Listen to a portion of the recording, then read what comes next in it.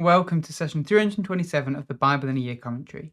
If you started this series on the 1st of January, then today should be the 23rd of November. Today we'll be looking at 1 Timothy 3-4 and Psalm 17. But so far in 1 Timothy, we've read as Paul has encouraged Timothy in his call to guide the church in Ephesus and given him some guidance on order in the church. Traditionally thought to be written by Paul around 64 CE while in prison, the letter is addressed to Timothy, who was leading the church in Ephesus. Timothy was first introduced in Acts as a young man with a Jewish mother and a Greek father, who became a significant figure in Paul's ministry. Paul's letter focuses on Timothy's pastoral role and the challenges that he faced, specifically combating false teaching spreading in the church. He advised Timothy to address false teachers who promoted misleading doctrines. Paul highlighted that teaching should come from sincere faith and love, aiming to strengthen the community. In addition, Paul gave instructions for maintaining order in the church. He encouraged men to pray without anger and advised women to dress modestly, avoiding flaunting their wealth. Paul also advised women in Ephesus to learn quietly and not to teach. This was possibly due to their limited education, which made them more susceptible to false teaching circulating at the time. But let's jump into today's reading, 1 Timothy 3-4.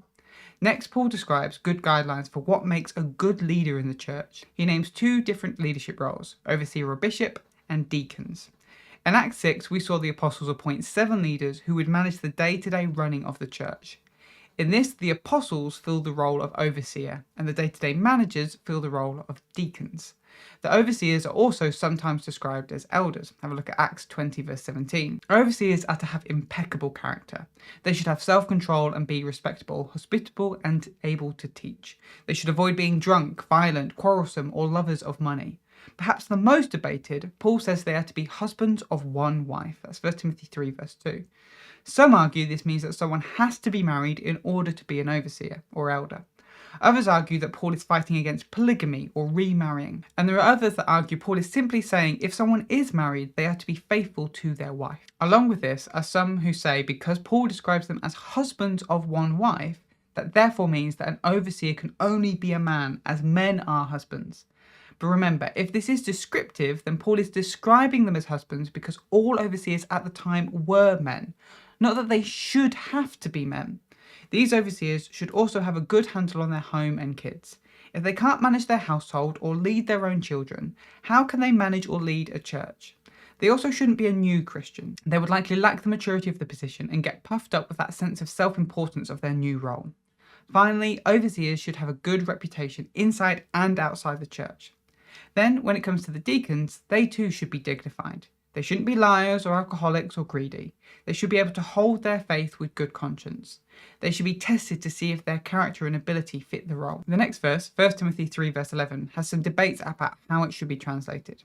The Greek word gynaikos can be translated as women or wives. Because of this, there's debate whether Paul was giving instructions for the wives of the deacons, because a man with a wife with poor character should not be given a role where she might bring him into disrepute, or whether Paul was talking to women who were serving as deacons. Both translations can be supported. But even if Paul is talking about wives of deacons here, that does not mean that women can't be deacons.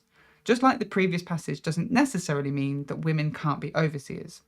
All it would mean is that deacons should have godly spouses to support them. Like overseers, deacons should marry once, have a good handle of their home and kids, and a good reputation outside the church. Closing out this section of the letter, Paul tells Timothy that he writes this letter just in case he can't visit him in person. The church is the pillar of God's gospel. God was revealed in Jesus in the flesh and is now proclaimed to the whole world. This is what the church is built upon and reveals. Paul now turns to the section of the letter focused on Timothy. The Spirit has already warned them as leaders that there will be those who turn away from the faith because of lying spirits and demons. These teachings are then carried and spread by those who have no issue with there being difference between what they teach and how they live. There are some that choose a hyper-spirituality that involves suppressing the body. They teach people to avoid marriage and sex and abstain from certain foods, which is ridiculous because God gave both marriage and food to be enjoyed and celebrated by believers. If it was created by God, then it is good. It doesn't need to be rejected as long as it is received with gratitude and builds the believers up. Paul says all this to encourage Timothy that if anyone does turn away in this way, it's not a reflection of him or his teaching. They always knew there would be some that chose this. And so Paul gives Timothy guidance for his own teaching and leading. He is to sustain himself on faith and sound teaching. He shouldn't get caught up in the vain teachings or old wise tales that teach of a better way to do things. Instead, he should focus on the things he knows works, that were taught and modelled for him, and he should train himself up in those. While the false teachers look for things that will benefit them in the next spiritual life as they see it, Paul encourages Timothy to practice godliness that will benefit him both in this life and the one to come. Paul points out that the struggle they go through now is because of the hope they have in God. Then comes an interesting line describing God, who is the Saviour of all people, especially of those who believe. That's 1 Timothy 4 verse 10. Some see this as evidence that eventually all people will be saved, and that believers have some sort of special benefit as believers. Others argue that salvation is available to all, but it is only accessed by those who believe. Next, Paul addresses Timothy's age. By this point, Timothy was likely in his 30s, which doesn't seem that young to us. But this was a culture that respected age and wisdom, particularly when it came to the area of philosophy and teaching. The other overseers in the church and the false teachers would have likely been in their 40s or older. But Timothy shouldn't see this age difference as a reason to not challenge the false teaching. Instead, Timothy should demonstrate his greater wisdom in his speech and his actions, in how he loves and shares his faith. Paul again reminds Timothy that his gifting and calling were recognized through prophecy and elders who commissioned him. So Timothy should stand tall in his authority and continuously seek to practice and grow in all that he teaches. He should pay close attention to this, wary of getting overconfident in his actions or teachings, lest he accidentally takes on something false without realizing it. If Timothy will constantly be seeking to grow in knowledge and wisdom and be on the guard with his own teaching, then he will continue to benefit himself and the believers in Ephesus. But that's 1 Timothy 3-4. Now let's look at Psalm 17. This psalm is attributed to King David and fits into the category of lament psalm. The psalmist calls to God, raising their complaint, asking God to intervene, and then declares their trust in God. Here is a summary of the structure, but I would recommend checking out the written version of this commentary in the description to see the structure properly for yourself. We start with verses 1-2, a call for the Lord to listen. And then with verses 3-5, a call for God to intervene because of the psalmist's innocence. Verses 6-8, a call for God to intervene because of his love. Verses 9-12, a call for God to intervene because of the psalmist's enemies. Verses 13-14, a call to God to punish the psalmist's enemies, and then verse 15, a declaration of trust in God. The psalm opens with an appeal to God. The psalmist asks God to listen to their prayers, allow them in his presence, and vindicate them. They point out that God has had every opportunity to test them, and they have proven themselves innocent of any offence. The psalmist isn't claiming they've never sinned here. Instead, they're pointing out that they've not done anything specific to deserve the struggle they are going through. The issue they are facing isn't their fault. Instead, they have lived with integrity.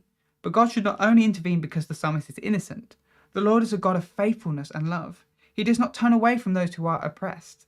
Then the psalmist turns their focus to their enemies. They lack pity. They speak arrogantly. They use their strength to prey on the weak. The psalmist asks God to intervene and deal with their enemies because right now it just looks like God is rewarding them for their wickedness. Having brought their complaint to God, the psalmist now declares their trust. They allow the truth of God's righteousness and goodness to lead them forward. Thanks for joining us today. Take a moment to reflect on what you've read and share your thoughts or questions below. If you're watching in the future, then you can click here for the next session, or you can find the full playlist just down here. To receive these daily commentaries in your email inbox, subscribe via the link in the description below. Have a great day, and I'll see you tomorrow.